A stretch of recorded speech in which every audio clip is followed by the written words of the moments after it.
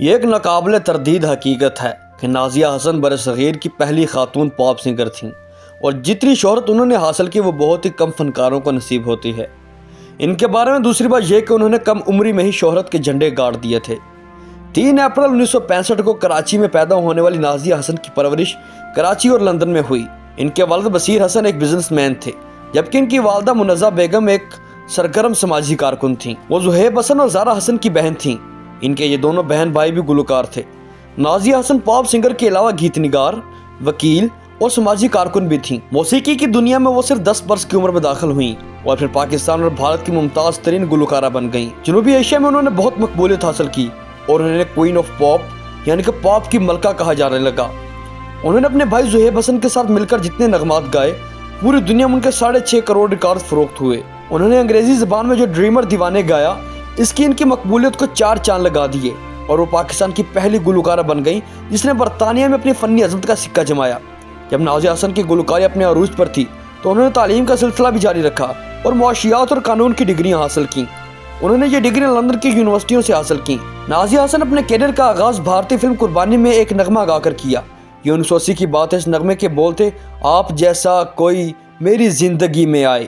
اس گیت نے پوری دنیا میں دھوم مچا دی۔ فلم قربانی کی شاندار کامیابی میں بھی اس گانے نے اہم کردار ادا کیا۔ قربانی فیروز خان کی اپنی فلم تھی۔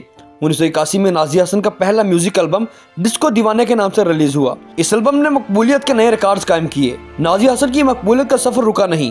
1982 میں ان کی دوسری البم بوم بوم ریلیز ہوئی۔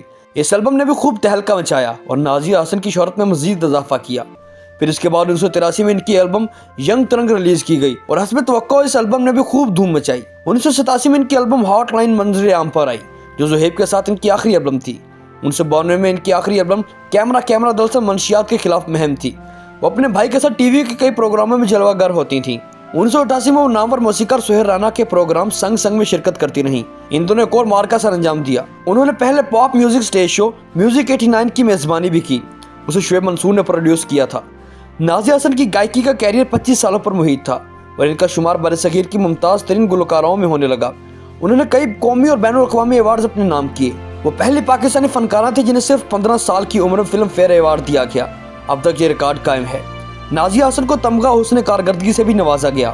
فلم گائیکی کے علاوہ نازیہ حسن نے فلاحی کاموں میں بھی بڑھ چڑھ کر حصہ لیا۔ 1991 میں یونیسیف نے انہیں اپنا ثقافتی مشیر مقرر کیا۔ پاکستان کی جدید موسیقی نازیہ حسن کی پاپ گائیکی سے جڑی ہوئی ہے۔ 90 کی دہائی کے سب سے بڑے میوزک گروپس جن میں وائٹل سائنس اور جیو پیٹرز شامل ہیں، ان کو میوزک 89 سے پلیٹ فارم ملا۔ نازیہ حسن کی گائیکی نے بھارت میں بھی کئی گہرے نقوش چھوڑے۔ مشہور بھارتی جریدے انڈیا ٹوڈے نے نازیہ حسن کو ان 50 افراد میں شامل کیا جنہوں نے بھارت کے چہرے بدلنے میں مدد کی۔ جریدے کے مطابق نازیہ حسن نے بھارت کی جدید موسیقی کی ترقی اور پاپ گائیکی کو ایک نئی سمت دینے میں بھرپور کردار ادا کیا۔ 9 مارچ 2002 کو نازیہ حسن کو خراج عقیدت پیش کرنے کے لیے موسیقی کا ایک شو کراچی میں منعقد کیا گیا۔ وائٹل سائنس اور جیو پیٹرز نے 7 سال میں پہلی بار سٹیج پر اکٹھے پرفارم کیا۔ اس شو میں موسیقی سے محبت کرنے والوں کی ایک کثیر تعداد موجود تھی۔ نازیہ حسن کو پھیپھڑوں کا سرطان لاحق ہو گیا تھا۔ ان کی زندگی کے آخری سال اس موذی مرض کے خلاف لڑتے گزرے۔ 13 اگست سن 2000 کو نازیہ حسن کا انتقال ہو گیا۔ ان کے بے مثال کام کو ہمیشہ سراہا جاتا رہے گا۔ اگر آپ کو ہماری یہ ویڈیو اچھی لگی ہے تو ہمارے چینل کو لائک، شیئر اور سبسکرائب کرنا مت بھولیے گا اور کمنٹ سیکشن میں اپنی رائے کا اظہار کیجیے گا۔ آپ سے ملاقات ہوگی انشاءاللہ اگلے پروگرام میں۔ تب تک کے لیے اللہ حافظ۔